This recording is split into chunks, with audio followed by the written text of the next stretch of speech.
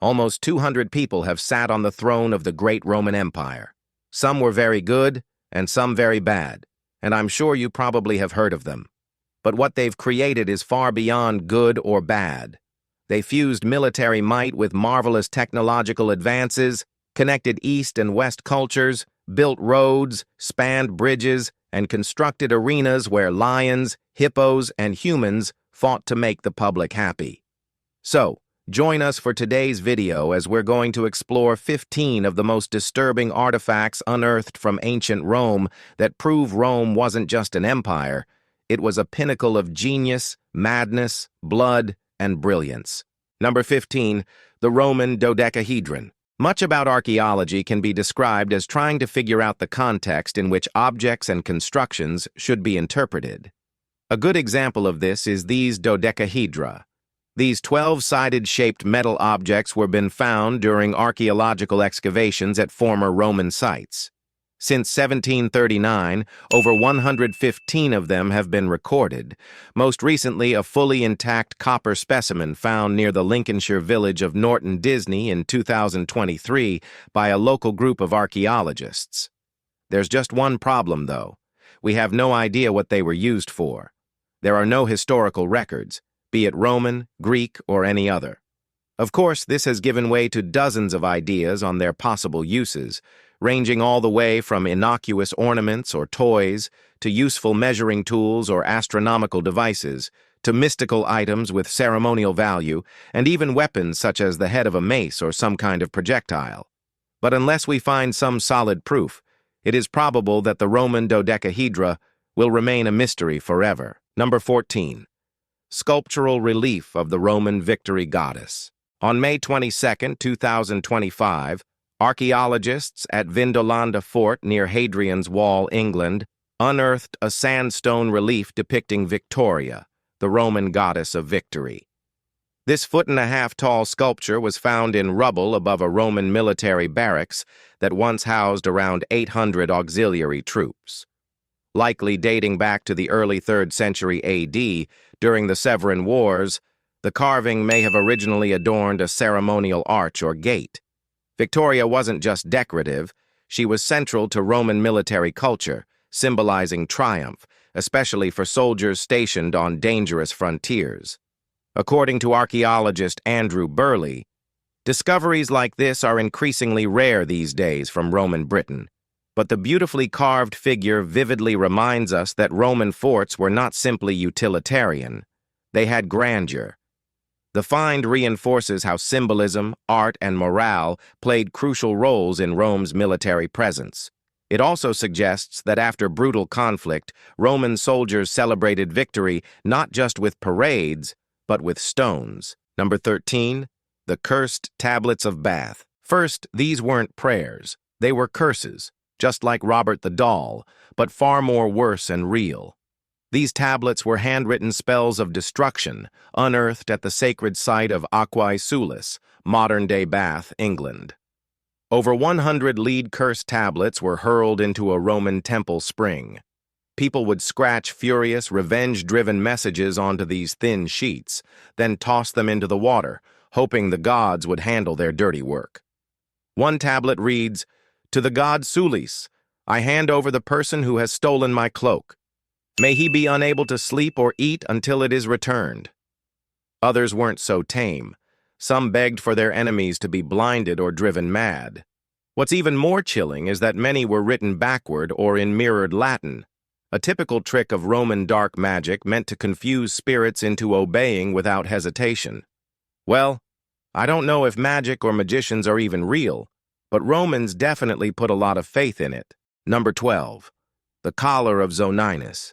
Have you ever had a name tag you hated wearing? Well, now picture wearing one that told the world you were someone's property.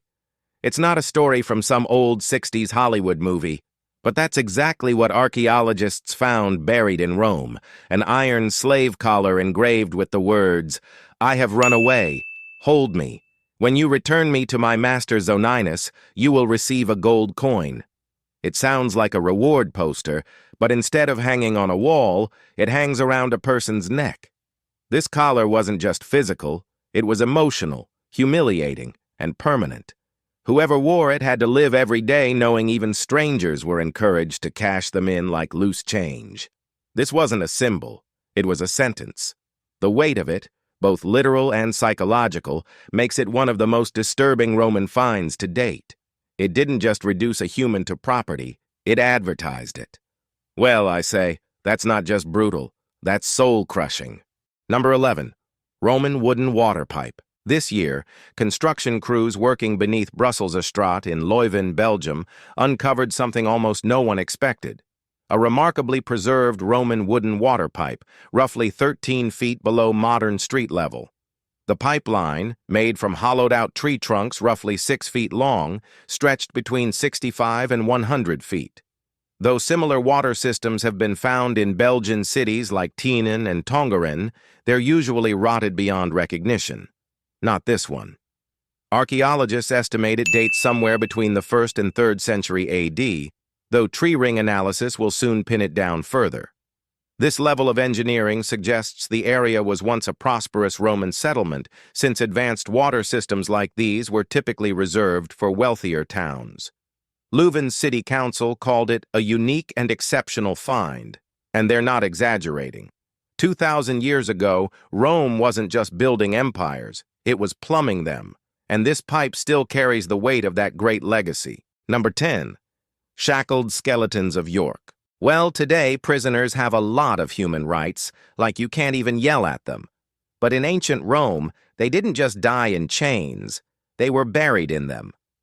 When a Roman-era cemetery was uncovered in York, England, archaeologists expected the usual.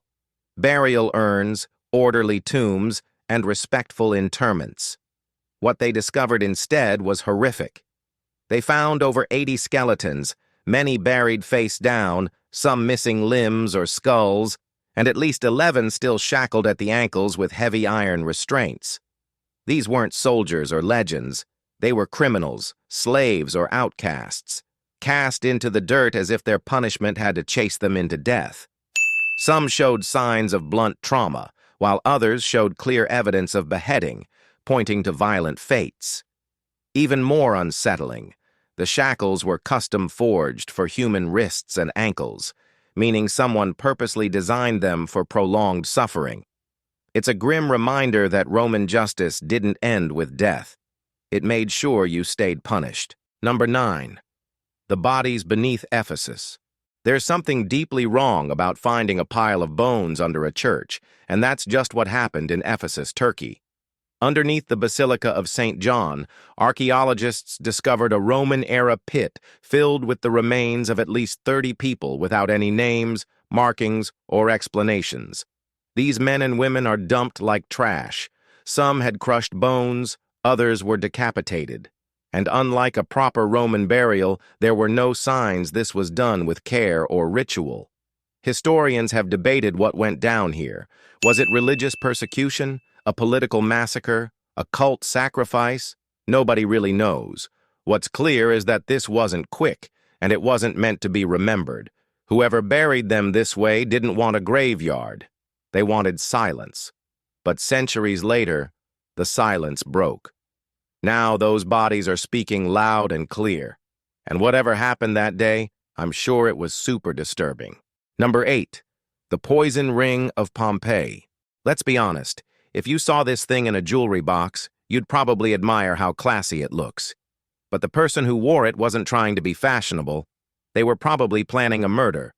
Found buried under the volcanic ash of Mount Vesuvius, this gold ring from Pompeii had a tiny hollow compartment hidden inside the band, just big enough to stash poison.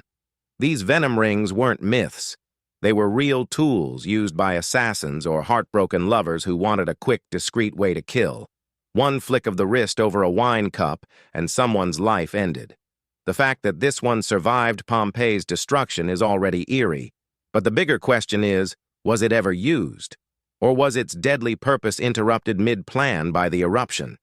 Well, I don't know much, but what I know is that ancient Romans knew a lot of mysterious stuff. Number 7. The skull with a nail.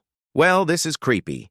A nail through the skull doesn't leave much room for interpretation. Someone clearly wanted them dead. In a quiet village near Broughton, England, archaeologists uncovered a Roman-era skull with an iron nail driven straight through the head. This was the first physical evidence in Britain of a Roman crucifixion or possibly a ritual execution. The blow wasn't careless. It was deliberate and forceful, targeted to end a life with purpose. It suggests that in Roman Britain, death penalties could take forms far more brutal than the traditional cross.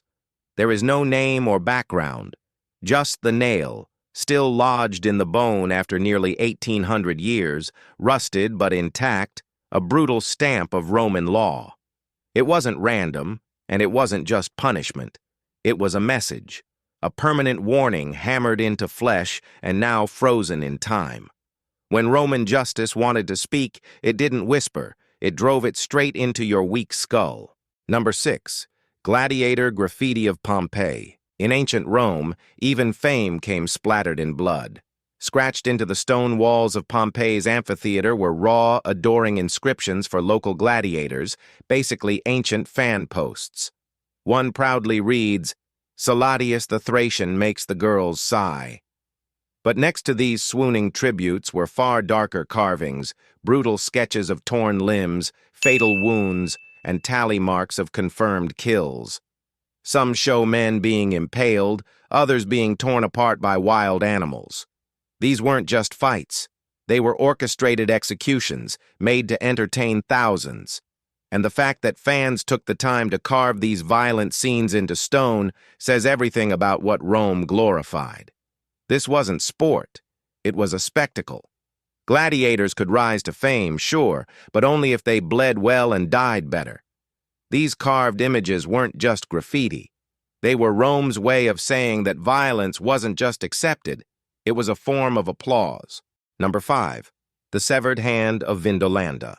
Well, this thing looked like a piece of scary scrap, but it's, well, not. It's a hand severed not by violence, but by intention. While excavating the Roman fort at Vindolanda, near Hadrian's Wall, archaeologists uncovered what at first seemed like a chunk of discarded metal. But after cleaning, it revealed itself as a flawless bronze replica of a human hand, life-sized, eerily lifelike, and purposely buried beneath the entrance to a shrine of Jupiter Dolicanus, a Roman god of war and thunder. This wasn't some sweet little tribute. Scholars believe it may have been used in blood rituals or protective rites. The way it was placed, facing upward, palm extended, scream a deliberate gesture, either to welcome or repel spirits. Whether it symbolized sacrifice or defense, the hand's existence continues to baffle researchers, and many believe it served a much darker purpose than we'll ever truly understand. So, what do you think about this hand? Number 4. Roman-era sword. On February 25, 2025, two metal detectorists searching for World War II relics in North Jura, Poland, stumbled across something far older, a Roman-style spatha sword buried deep in a forest. The nearly 2,000-year-old weapon, 3 feet long and double-edged, is believed to have belonged to a Vandal warrior from the Przeworsk culture, which had strong ties to Roman military influence. Though Roman in design, the sword wasn't lost in battle. It was carefully broken into 3 pieces, likely as part of a funerary ritual. Deliberately bending or fragmenting weapons during burials was a known Przeworsk tradition, a final act to mark the warrior's journey beyond death. Experts confirmed it's one of the best preserved examples found in the region.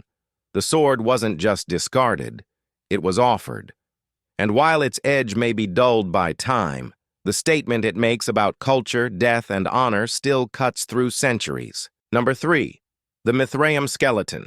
It's not every day you find a secret cult temple under a modern office building, but that's what happened in 2017. In central Rome, excavators found an underground Mithraeum, a hidden temple to the mysterious god Mithras, worshipped by a male-only cult in tight secrecy. These places were reserved for rituals and brotherhood ceremonies, not graves. But this one had a twist.